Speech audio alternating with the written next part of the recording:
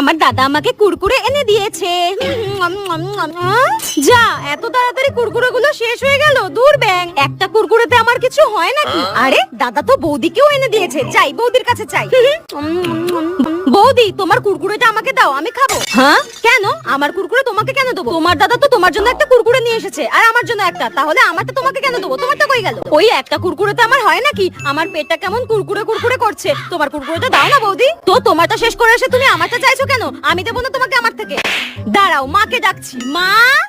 আরে না না, দাঁড়াও, দিচ্ছি। শাকচুনি পেতনি একটা, কিছু হলেই মা। দেবে না আবার? তুমি আমাকে চেনো না। হ্যাঁ দাও। দিচ্ছি, আমার কুরকুরেটাই তোমাকে দিচ্ছি। দাঁড়াও, কুটনি ননদ একটা, তোমাকে দেখাচ্ছি আমি মজা। হ্যাঁ, এটা কি করছো? করো না। এই নাও, খাও।